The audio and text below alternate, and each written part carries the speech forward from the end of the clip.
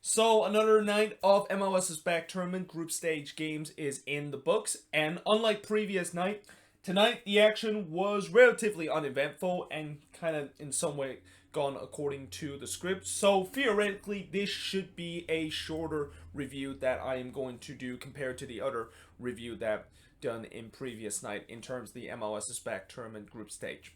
But that being said, let us begin with the first game between the San Jose Earthquakes versus the Chicago Fire. And it was the Quakes grabbing the 2-0 win against the Chicago Fire.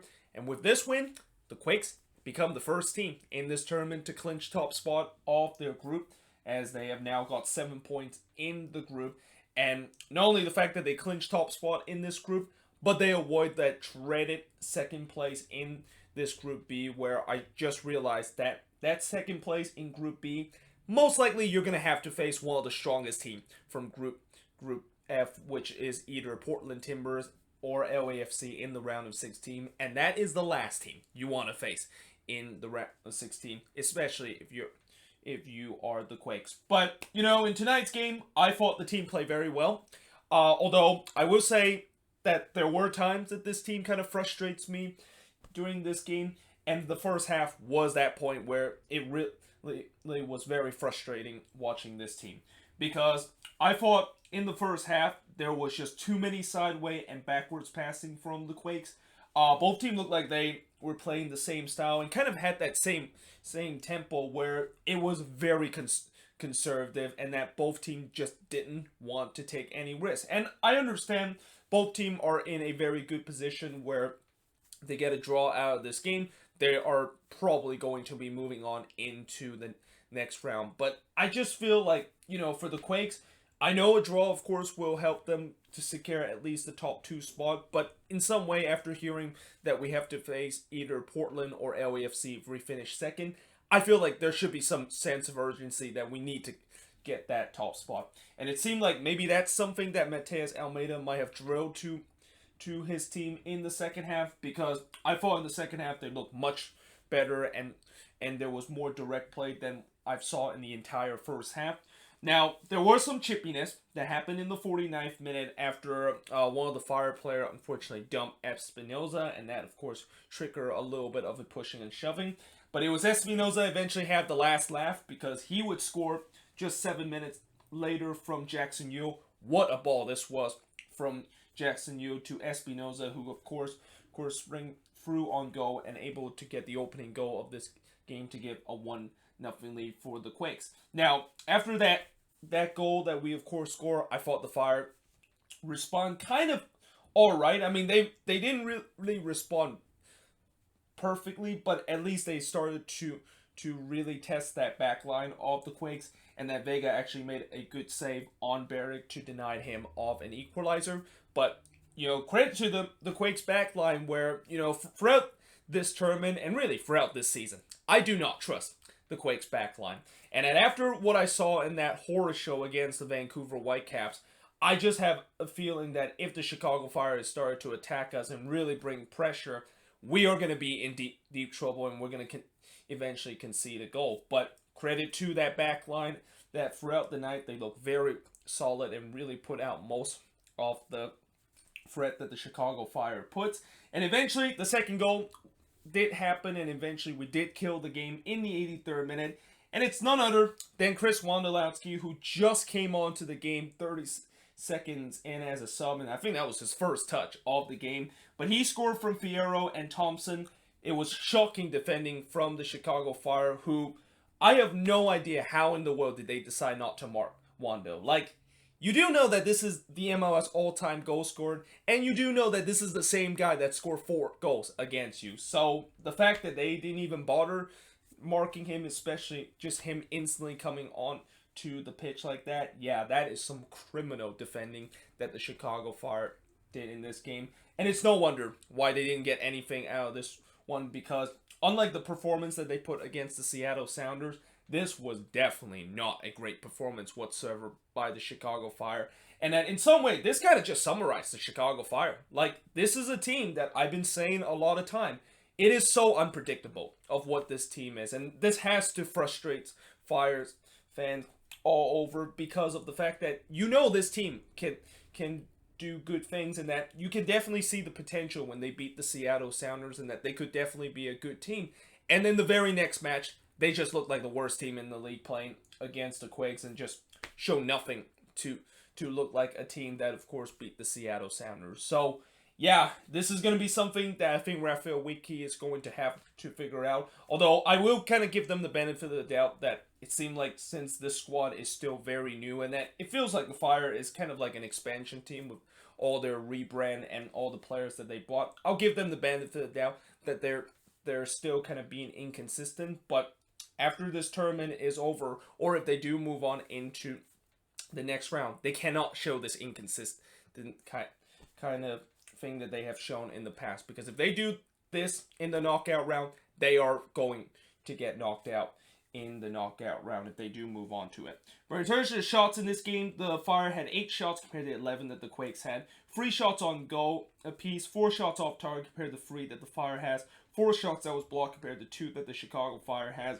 and the Quakes had 63% possession compared to 37% possession that the Chicago Fire has. And again, overall, I thought the Quakes played very well in this game, and that if you would have asked me a couple of weeks ago coming into this tournament that they, of course, get top spot, I would have think that, yeah, that looks like it was a very optimistic kind of prediction. But hey, here we are. They're top spot.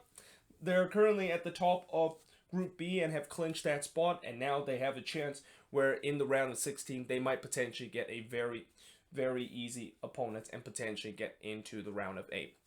But moving on, in terms of the next match, is the Seattle Sounders and the Whitecaps, and unsurprisingly, the Sounders was able to get an easy 3-0 win against the Whitecaps, and this one was really never in doubt. Like, I know the Sounders coming into this game, the media probably was panicking the fact that they were on the brinks of getting eliminated, and, the Sounders could be in deep trouble whatsoever, but I just feel like there was really no doubt the Sounders was going to win this against a Whitecaps team that clearly, as I said before, they have, after they found out that they were missing 5 starters, including their entire attacking in front, they looked like they pumped the football harder than the Miami Dolphins did last season, and that the Whitecaps are just here for pride, and they're just bringing some of the youngster along the way to get some experience. In the first half, Bawana almost gave the Sounders the opening goal, but unfortunately it was disallowed because Ladero was offside.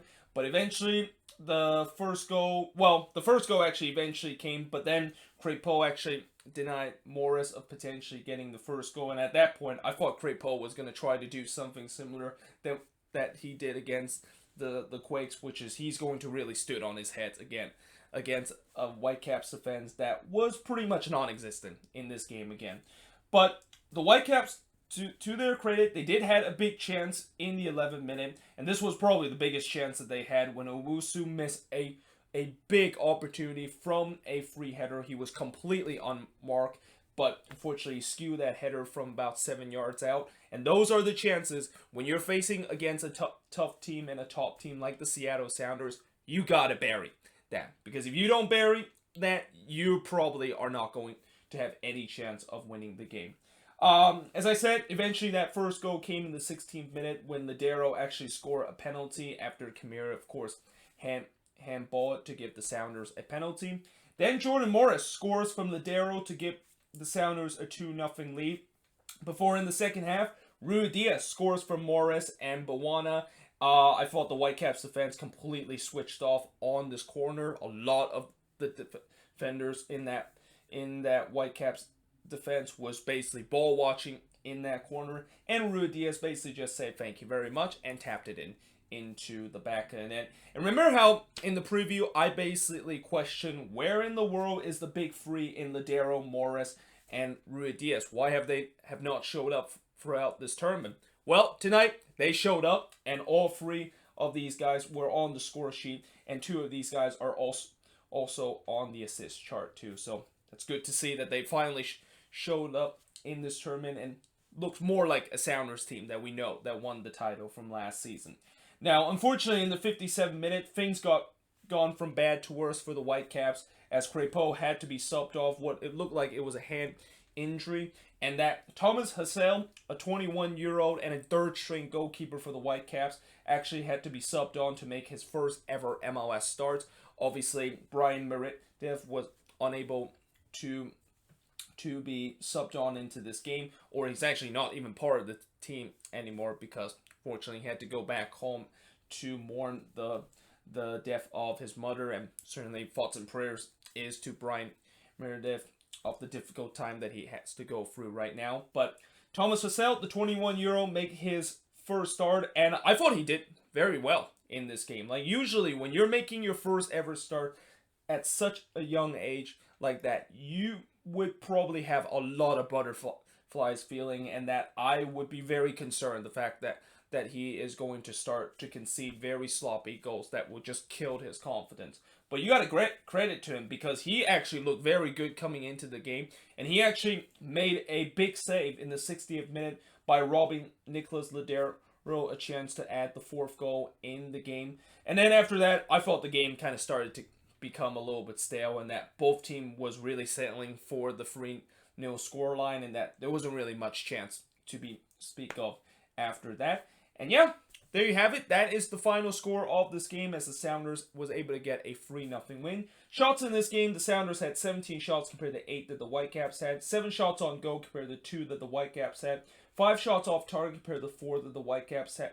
5 shots that was blocked compared to 2 that the Whitecaps had. And possession-wise, 48% possession compared to 52% possession. And for the Sounders, they're now in a decent spot where, right now they can potentially moving on into the next round, and knowing the fact that they definitely improved their goal differential and now at a +2 goal differential and have 4 points, I think that should be enough for them to move on into the next round, or at the very least be the best third place team with that goal differential and the points total that they had. Well, for the Whitecaps, yeah, I think they're pretty much out of this tournament, but you got to give credit to the Whitecaps. I didn't think they played very badly in this game, and they definitely had a couple of chances that they could have potentially put it away and make this game interesting.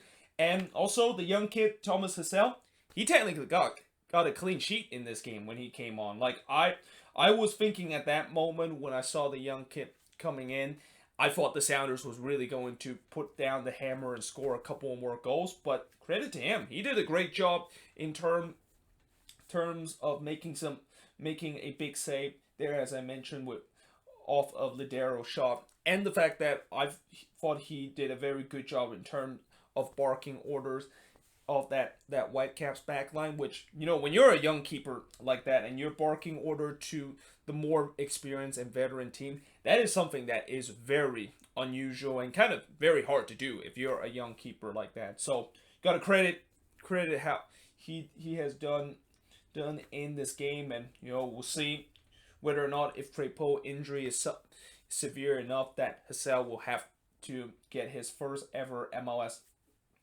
start in the next game. I actually should have said the first ever MLS appearance, as he didn't technically start in this game. But in the next game against the Chicago Fire, he potentially could actually get his first ever MLS start if Crepeau is unable to go.